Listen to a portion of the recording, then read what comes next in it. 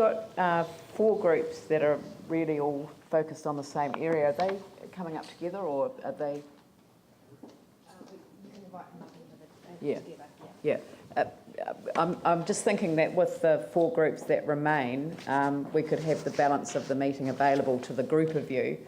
Or is that okay with people? If you'd all like to come up to the table, there might be some extra chairs that we need. So that's Jackie Hayes, Yvonne Lennon, Henk Tabak, and Robert and Roma Finley.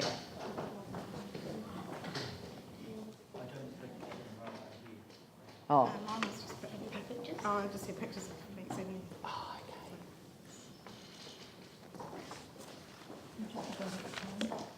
okay. Okay? Yeah. So accept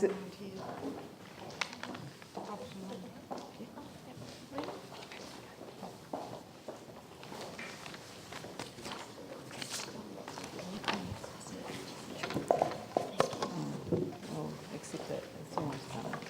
Yeah.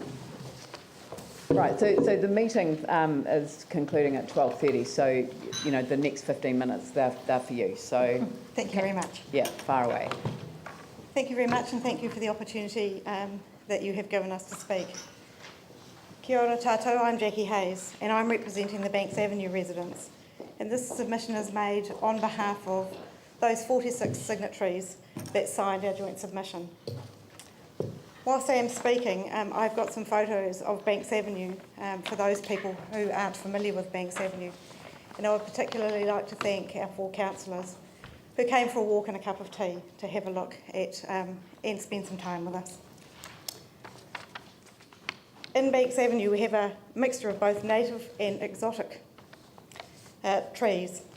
To name a few, we have protected kahikatea, kauri, totara, as well as cabbage trees.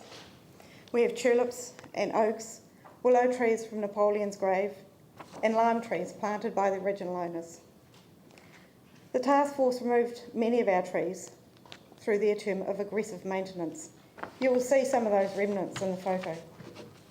Many of our houses were built by well-known Christchurch people, Ernest Adams and the Stevenson family. Kenilworth is the oldest house in our street at 114 years. One of our neighbours owns 4 properties and another has owned 3.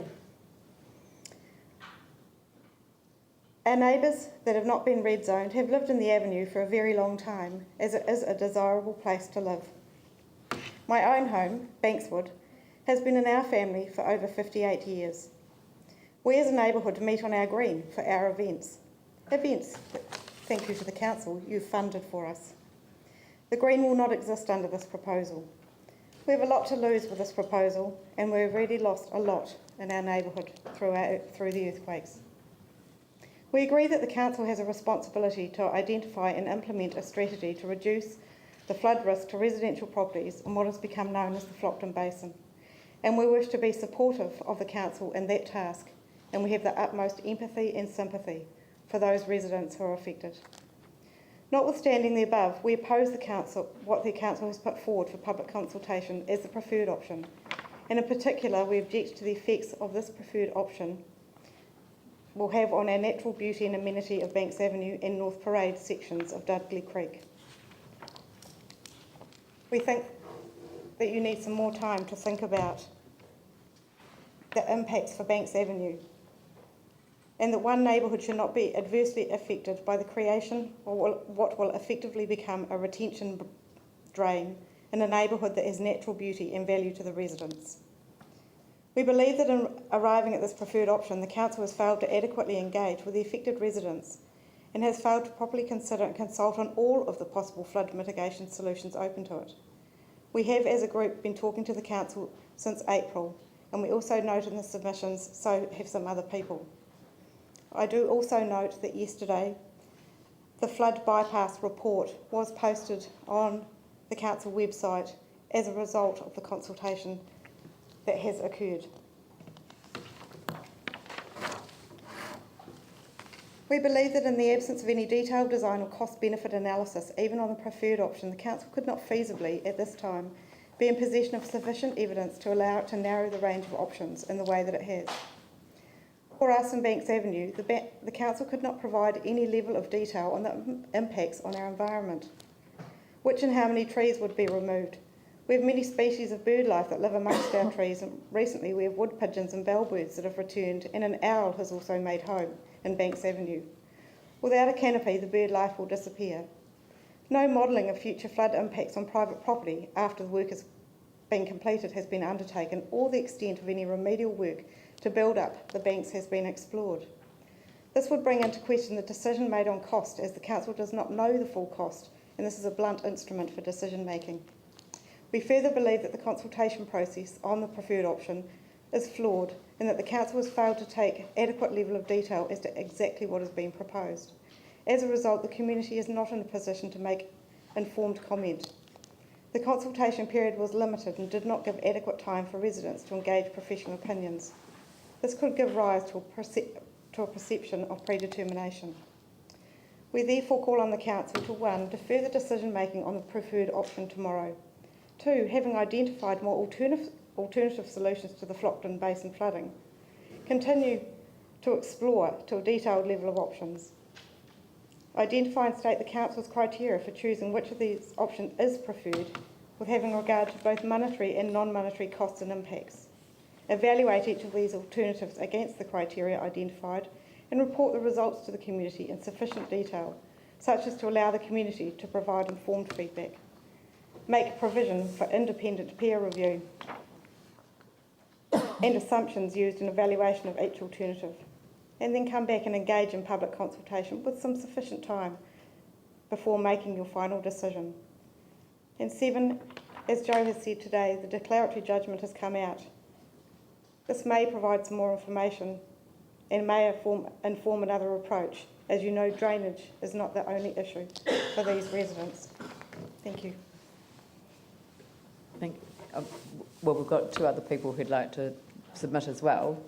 Do you, yeah. Shall I? Yeah, carry on, and then we can open it up to questioning. Yeah. Mayor Dalzell, councillors, I'm Yvonne Lennon, and I'm actually speaking on my own behalf, but also other people in Banks Avenue.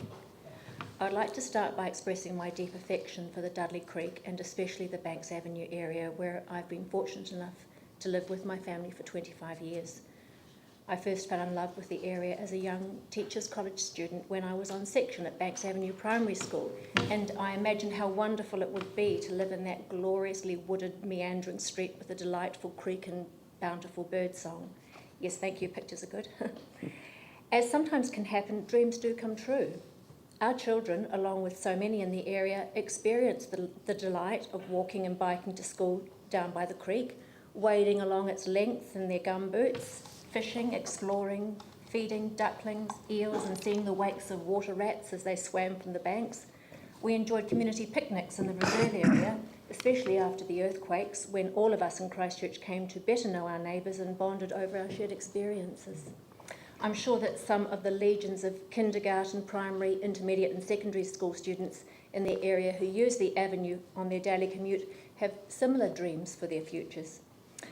What I want to express to you, councillors, is the strong feeling I have, shared by many in the wider community, that Banks Avenue is a very special and much-loved wilderness area in Christchurch that once engineered, felled and cleared beyond recognition can never be restored to what it once was.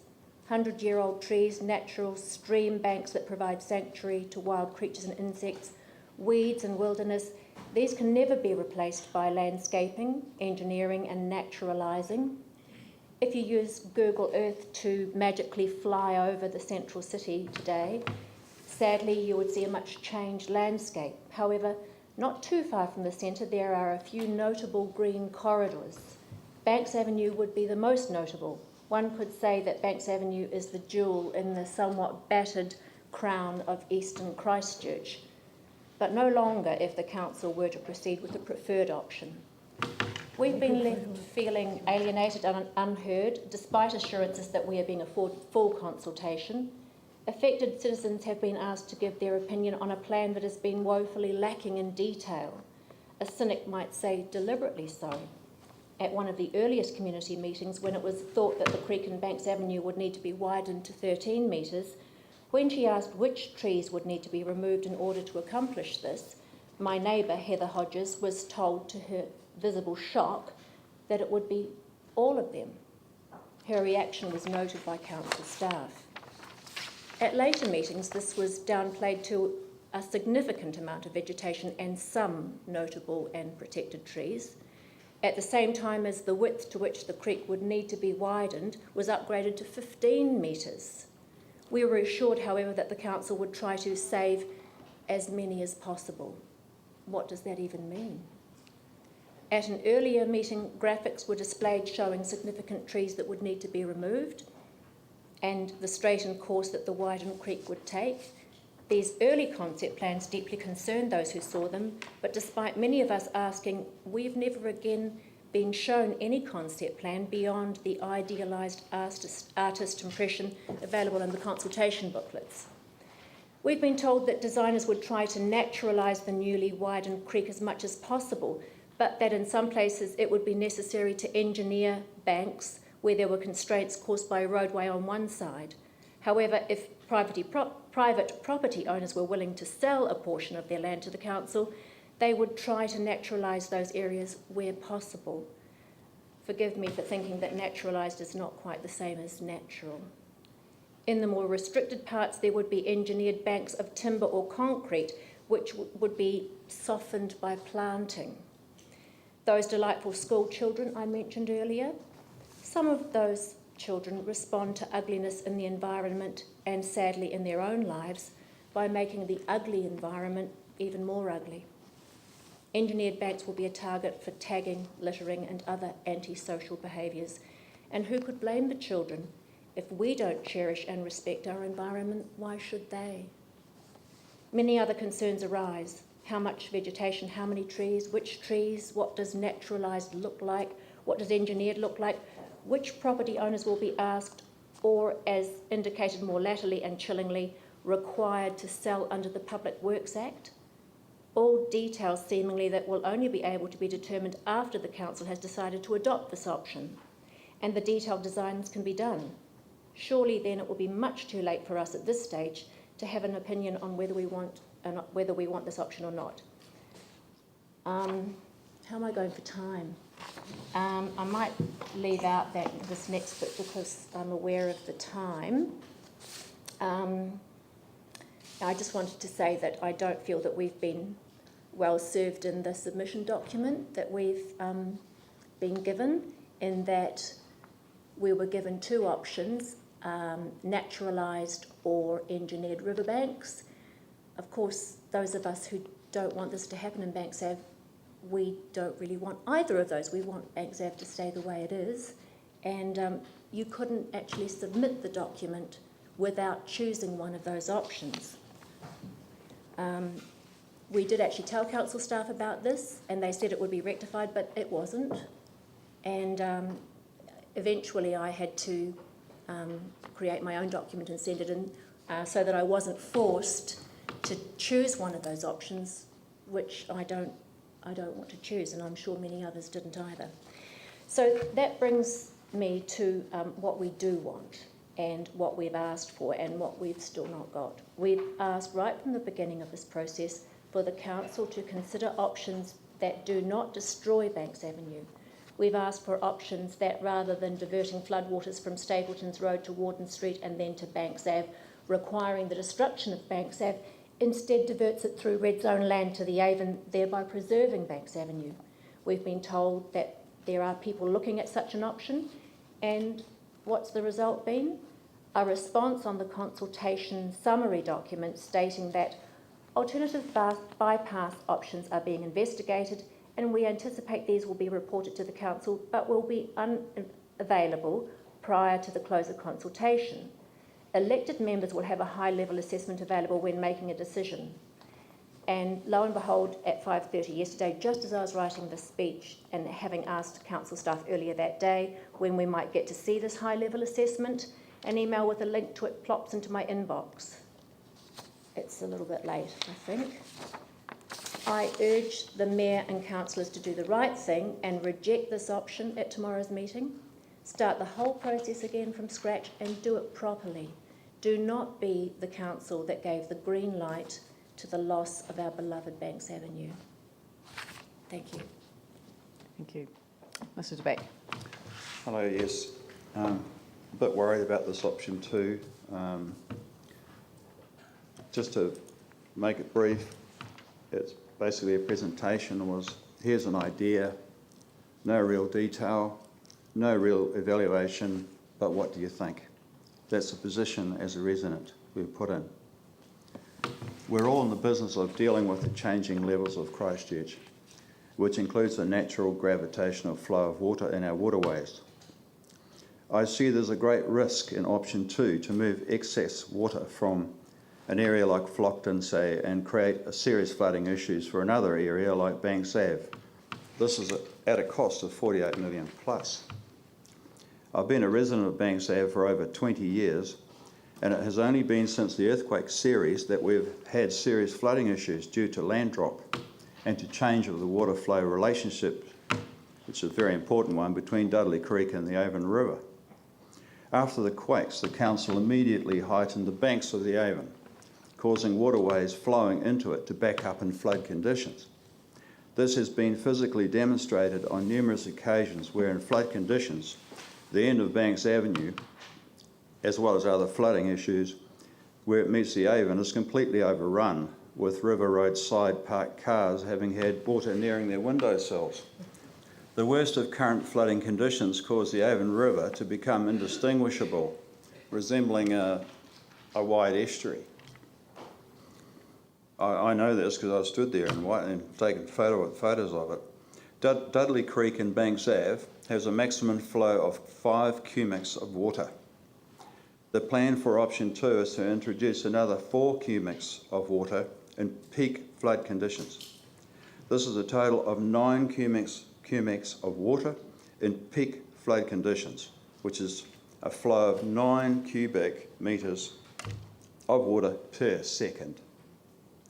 In a section of backed up waterway approximately 800 metres long, there is no way that this excess water can or will be contained, and it will cause serious flooding. This, no matter how deep or wide Dudley Creek is dug out. At 9 cubic metres of water per second, the enormous volume of water will not be able to be contained. I know this because I live there. I've witnessed it, I've photographed it, I have marked the remarkable height of the maximum flood levels as it is now, without adding 4 cubics of water to it.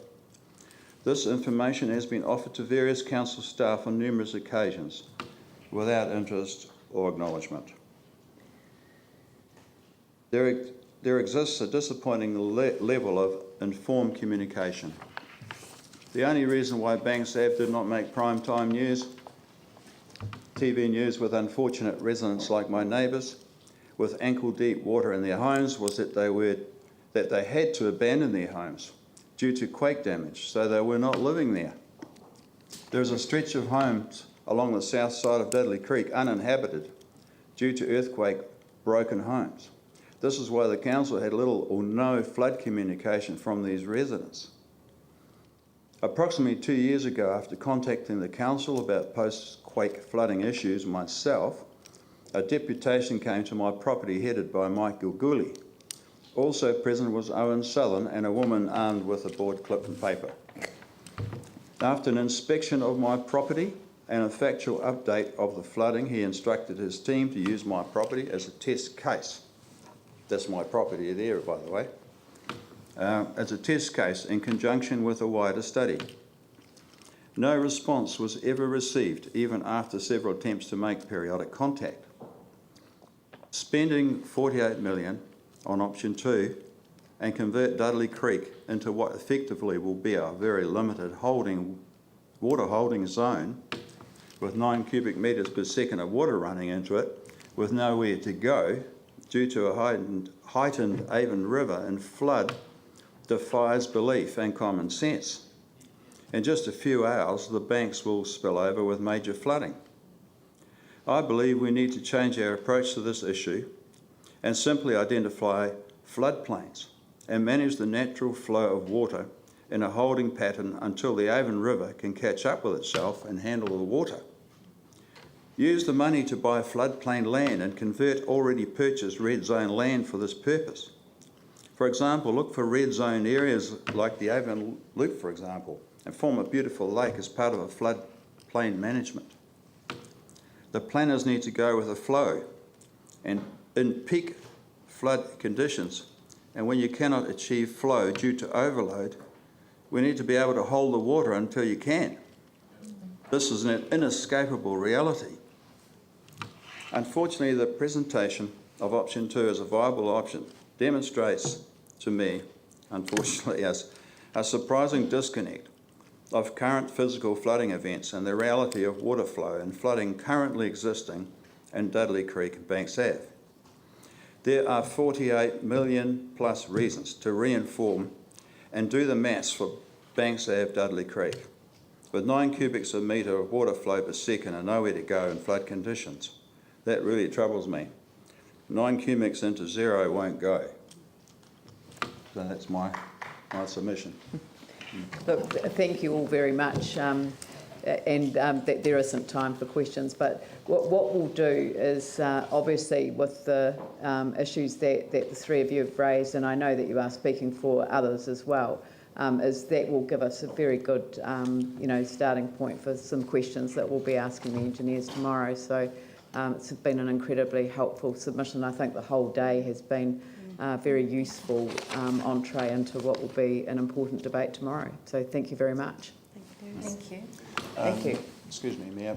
I would like to say that my heart goes out to all the people, Yeah. and also you guys, because this is such a crucial decision you're going to make here. Yeah. How to not waste money and make it work. Yeah. We're all after the same thing. It's money. It's money. Well, it's people first. Well, yeah. It's money as well, and it's also a desire to get things done. Because people cannot be left stranded. Yeah. And you've seen what the full retreat option is. It's massive. Yeah. And so that's. I mean, none of the options are easy options, but you've certainly given us some food for thought, and I think our engineers will be all over it tomorrow, and we'll have a really good discussion. And we probably need to know, we aren't repaired either, so we're still in a broken street as well. Yep. And I do know Banks Ave very well because I used to represent the area. I know you do. We don't, yeah. Thank you very much. Okay, thank you very much. Good luck. I still do, but in a different way. Yeah. In a former lifetime. In a former life, yes. And Banks Ave School. Right, all right. Well, thank you all very much. And is this adjourned? Right, so I declare the meeting adjourned until tomorrow at 9:30 a.m. Thank you. Right.